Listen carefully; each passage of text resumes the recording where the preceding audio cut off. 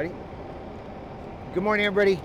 My name is Deputy Chief Jamie Moore, spelled Jaime-Moore. I'm the Deputy Chief of Operations Valley Bureau for the Los Angeles Fire Department here in the city of Los Angeles. Just before 10 o'clock this morning, the Los Angeles Fire Department received a 911 call from here in Pacoima.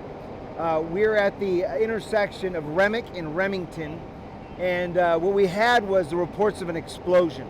When initial companies arrived on scene, what they found was two single-family dwellings on one property. The property that's heavily and most involved is an ADU in the back. About 75% of that structure has collapsed due to the explosion that occurred. We did have one occupant that was in the building when the explosion occurred. That occupant has been transported with some very serious critical injuries. The reports we're initially getting is this is a 24-year-old male, and 56% of his body was burned with second and third degree burns. We have multiple fractures and then signs of trauma which are expected from an explosion of this magnitude.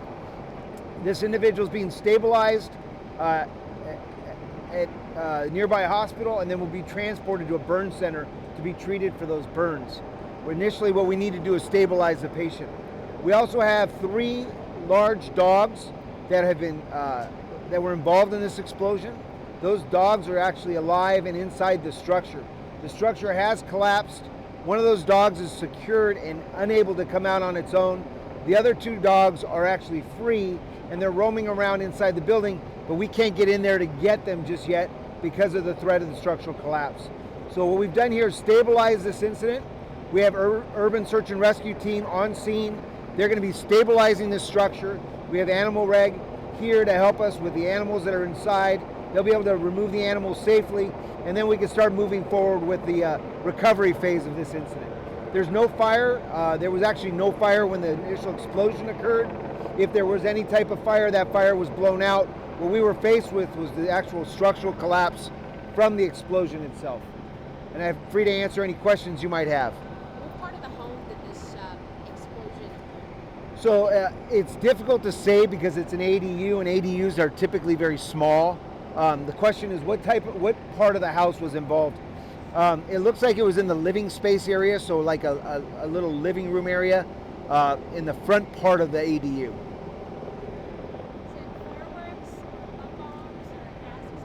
We're not sure. We do have Southern California Gas on site. We also have our hazmat teams on site. We are not getting any reports of any chemical readings, so no gas readings, no other chemicals. So we're not sure exactly what was happening inside the building. It is quite possible that this could be fireworks or some sort of explosive. That's under investigation. We do have LAPD's bomb squad en route to assist us with determining what the cause could have been. You mentioned 3 dogs total. One is still inside, or the other 2 been removed from the property? So there's 3 dogs total. They're large. They look like Siberian Huskies, and the 2 other ones are staying with the one that's tied up to protect that dog. So we have not made entry to remove the dogs, one because of the potential for structural collapse, but they're in a safe area.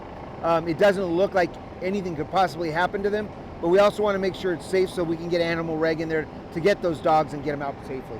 And the man who was injured, was he inside of the home? The individual that was transported to the hospital came from inside the home, yes.